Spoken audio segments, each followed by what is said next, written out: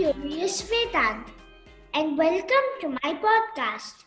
Today, my guest is Brennan, who is the founding partner and strategist at Stranger, a branding and a web design studio from Boston, Massachusetts. Last week, we briefly spoke about company logos and branding.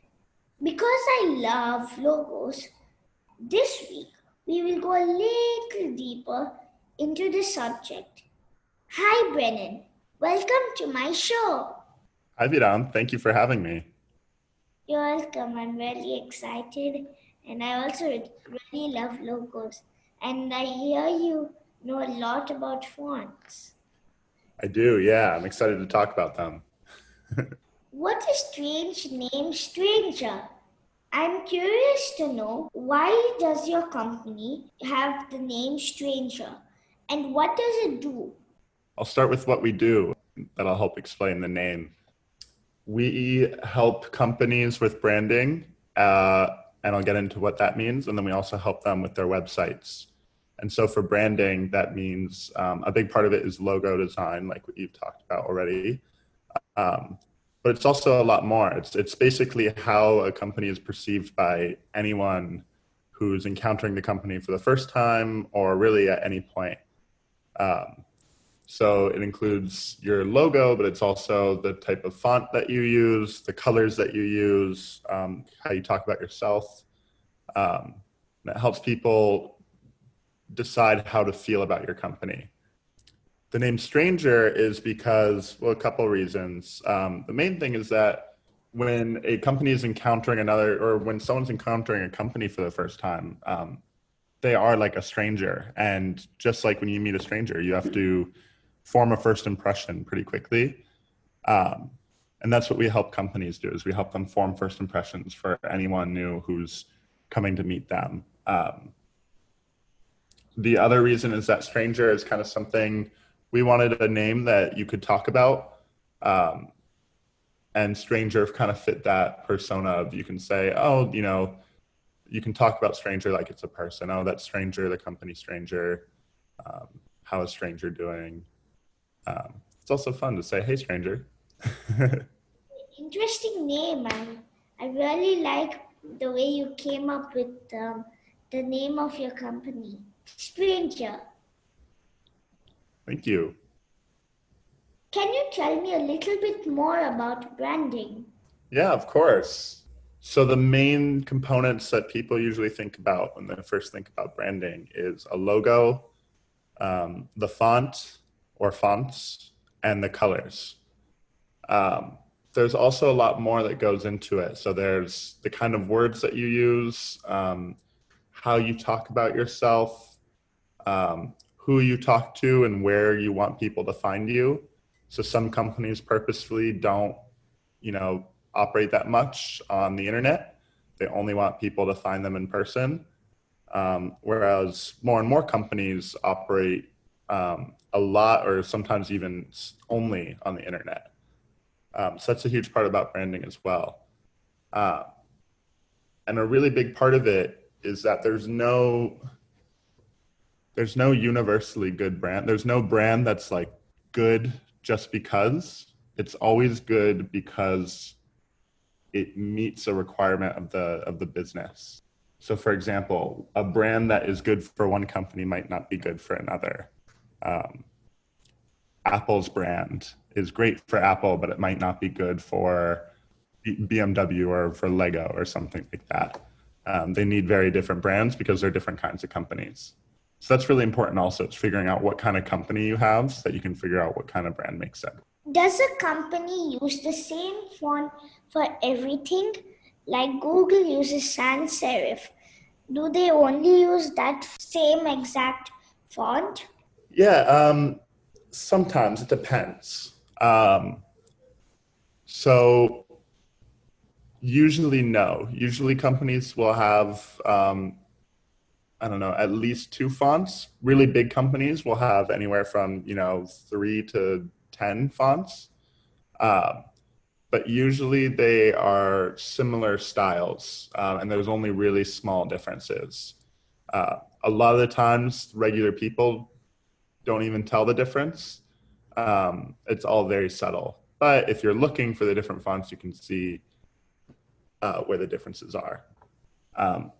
Smaller companies or companies that are just getting started, a lot of the time we'll just start with 1 or 2 fonts because it makes it really easy, and you don't need, a big team to figure out when do we use which font. And then as they get bigger and more people are, looking at them and they have maybe more time to spend on choosing fonts, maybe they'll pick an extra 1 or 2 and incorporate it in. I'm really interested in fonts. Can you tell me your favorite fonts? Mine are like sans serif.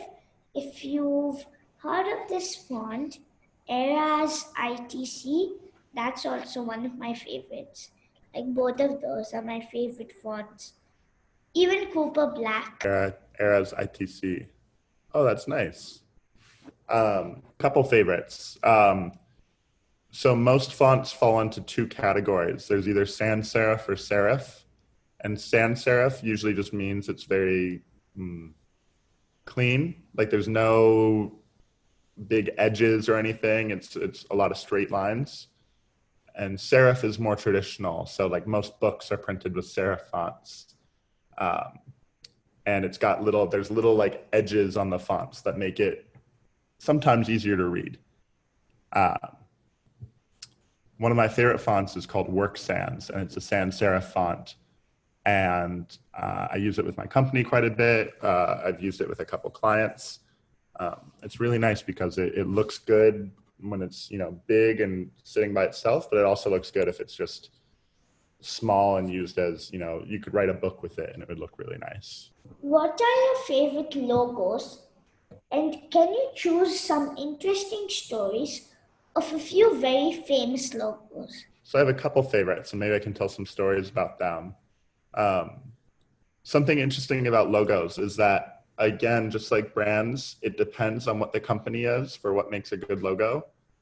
And some logos are very simple, and those are some of the best. A great example is Nike, for example. Their logo is just a little mark. It looks almost like a check mark. They call it the swoosh. And that's really a really great logo because Nike is such a big brand and is on so many things that they need something really simple that can adapt. It can be on a website, it can be on a t-shirt, it can be just on the bottom of a page, and you don't even need the words next to it. And almost everyone now knows what that logo represents. It's also unique. No one else had created anything like that before. So you're never going to see something else and get it confused. And it's also an interesting logo because it's meant to convey movement. So the logo looks like it's moving forward. And since they're a running and athletic company, that's really important. But a lot of companies have cool logos that have double meanings. And I feel like that's what a lot of people these days look for in logos, is they want a logo that's clever. So it looks nice, but then if you look a little bit closer, it actually says something. So there's a couple of good examples. There's an athletic brand called Under Armour, and their logo looks like a little H. Yeah, it looks like an H almost, but if you look really closely, it's actually it's like a U and an upside down U, and the upside down U crosses over the normal U to make a U and a capital A, which stands for Under Armour. So that's really cool. What are some of your favorite logos? Oh, so my top 3 favorite logos are Apple, Lego, and Microsoft. And why do you like them? The Apple logo, because it's super simple, like it's just an apple with a bite. It's super duper simple. That's why I like it. And the Lego logo, there's so many colors to it. Like it has some meaning in like Latin or some language, I don't remember. It means like something, I think, I put together. So it means something, just like you said. Yeah, it's pretty cool. So I think Lego is a great example of like a logo that makes sense for the company because they're a toy company. But imagine that kind of logo for, like imagine if Apple was using that kind of logo and it just said Apple instead of Lego. It wouldn't make as much sense. But because it's Lego, it's a toy company, it makes a lot of sense. It's actually really nice. And so that's a really important point. And just like, the same way the other way around, if Lego had a very simple logo like Apple, it might not make as much sense because they're trying, they want to be, they want kids to like them. And the colors and the playfulness of Lego is a lot more appealing to kids. Yeah. I like Microsoft a lot. What's interesting is that Microsoft and Google are big competitors. And if you ever compare their logos side by side, you'll notice that the colors are very, very similar. Yeah. Like almost the same. What also has a similar logo? eBay. eBay used to have a very similar logo to Google. Was it just a big E? No, it was, so if you have the full logo of Google, it's just written out in different colors. And if you ever look up, maybe after this podcast, you can look up the eBay logo and the Google logo, and you'll see how similar they look. It's actually kind of funny. All right. If you want, you can start telling the stories. So I can tell a story maybe about a famous logo, and then maybe I can talk about a story about a logo that I've worked on. Ooh. Sure. That would be very interesting. There's a couple interesting ones. There's some interesting stories about logos and what they mean. So for example, FedEx, they just decided they wanted, and they're a shipping company, they get people's packages to them. And they just decided, we just want a very simple logo. We just want our name written out and that's it.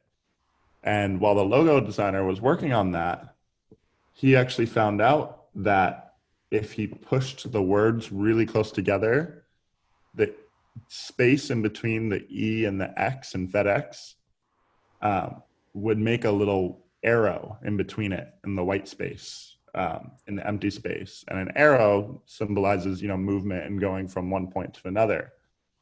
So he brought it back to them and they said, oh, well, this looks pretty good, but why did you choose to make it so close together? And then he showed them the little arrow in between and they said, oh, we love it, because they like that it had the little hidden meaning in it.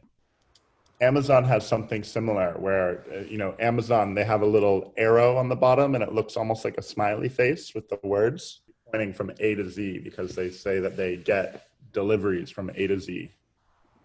Like they have everything from A to Z. So a story from a logo that I worked on, there's this one company called Neighbor Schools, and they were a company, they still work. They're a company that helps parents find teachers for their kids. For their kids when they're too young to go to school, they help find teachers where kids can get dropped off and go learn in the person's house. So they wanted something, but they're a business also. And so they wanted something that was very clean and professional, but also at the same time was playful and, communicated to people that they work with kids. And they wanted a house in their logo, and they wanted shapes. And so we had a lot of fun making that logo. And we went through a bunch of different versions of it. We went through 10 or 15 different versions of the house logo, and we tried some things that weren't a house, but they really wanted a house in it. And there's a lot of details in there. And we ended up with, I can send you a link to it afterwards, but we ended up with a house that's kind of deconstructed. It's made out of very simple shapes. It's made out of, a couple little squares and a circle and a triangle and a rectangle. And it's deconstructed in such a way that it looks like it's moving a little bit also. Only a little bit. It looks like it could be moving. It really looks like everything is apart, like the windows, the door. Yeah, it looks really fun. I like it. Yeah. And that was nice because they can use that logo by itself and people will start to, so they can use it with the word neighbor schools next to it, but they can also take away the word neighbor schools and use it by itself, and people will know what it means. What did companies do before websites were introduced? Oh man, that's an old question. They did a few things. It's hard for me to say because all my life companies have had websites, but when I was younger, it used to be a lot harder for companies to make websites, and so only big ones had websites. Most companies didn't really use the internet that much for telling people about themselves or for selling things. They mostly used like print advertisements, so billboards, ads on subways and trains. They'd buy space in magazines and have ads in magazines. They'd call people to tell them about if they're selling something. And a lot of companies still do that, but with websites, it's like now you have one place where people can learn about your company. It's like you have one big advertisement for your company, and then you just need to get people to the website. So it makes things a lot easier. And a big problem with the way things used to be is that, let's say you have a company and you sell socks. And so you print a bunch of advertisements that say, hey, we're the sock company, we sell socks. And let's say after 8 or 9 months, you decide, oh, we're going to start selling gloves too. In order for everyone to know that you now sell gloves, you basically have to redo all the advertising. Now you've got to go out and you have to reprint advertisements and say, hey, now we sell gloves too, and we still sell socks.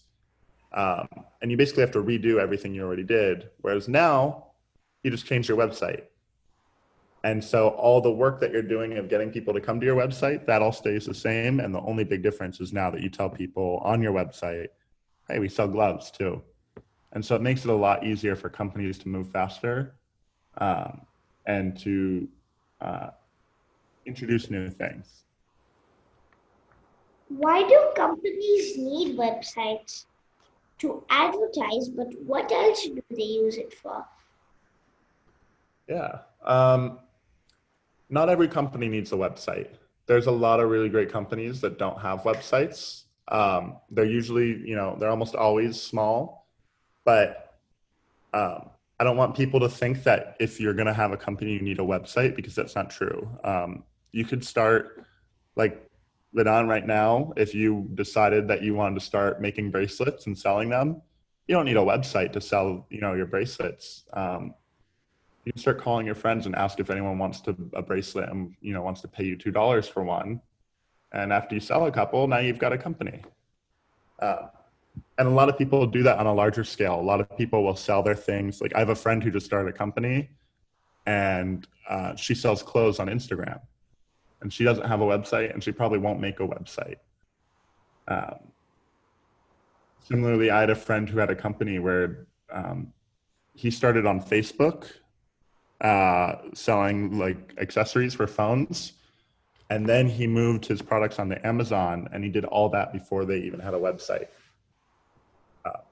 So that being said, a website is really helpful. The main thing it's helpful for is marketing. So like I said, just telling people about your company. And that's, most websites that's the main thing that they do, is they just tell people about the company and give people an option if they want to do more. They say, here's our company, and if you want to buy from us, or if you want to talk to us and hire us, here's an email address or a form that you can fill out. But there are a lot of other things you can do with websites. So you can sell products right on your website. You could collect information from people. You can, like what I just said was that you can give information to people. A lot of people have games or quizzes or even services directly on their website. A lot of people have started posting like digital magazines. So it's almost like books or content you would, read all on websites. So it's all really interesting. And pretty much every year things are getting, not even every year, every couple months, things are getting more and more interesting as more and more capabilities arise with what people can do on websites. So it's constantly changing, and that's pretty fun. What made you choose to be a website and logo designer? As a child, what did you want to be? Yeah. What made me choose? I kind of fell into it. I studied finance at my university, and I used to work in finance, and I didn't love it. And so I thought that I wanted to do something different.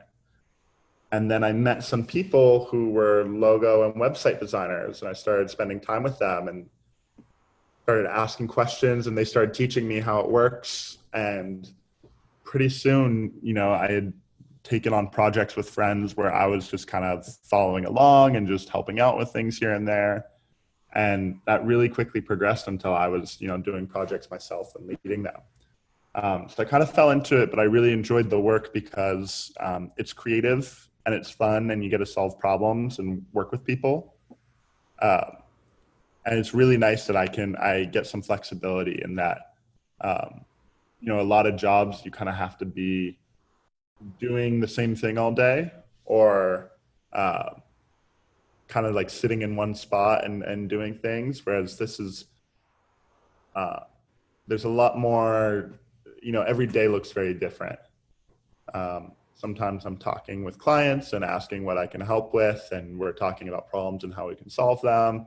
Other times I'm working on websites all day and, writing some code or doing, design stuff. And other days I'm looking for new clients. So it's all really fun. As a kid, I didn't have a clear idea of what I wanted to do. I never was really sure. I always thought that maybe one day I wanted to own my own company. At one point, I thought maybe I wanted to be a firefighter. What are your hobbies? I play a lot of chess. I travel a fair amount. Not the past couple months because of the pandemic, but before that, I was traveling quite a bit. I like to try new food whenever I can. New food is always fun. Even I enjoy having new food. Yeah, you gotta. It's one of the greatest pleasures in life, trying new food and new tastes. Thank you. Of course. Thank you so much for coming on my show. Thank you for having me. This is so much fun. Yeah, I really enjoyed speaking to you. Me too. Thank you for all the wonderful questions. Welcome.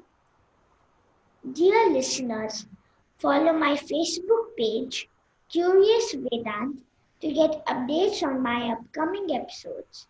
To listen at least on your phone and get notified about future episodes, subscribe by searching for Curious Vedanth wherever you get your podcasts, such as Apple Podcasts, Spotify, Stitcher, Google Podcasts, and many more. You can also listen to my show on vedanth.buzzsprout.com. Thank you for listening to Curious Vedanth. Don't forget to rate and leave comments.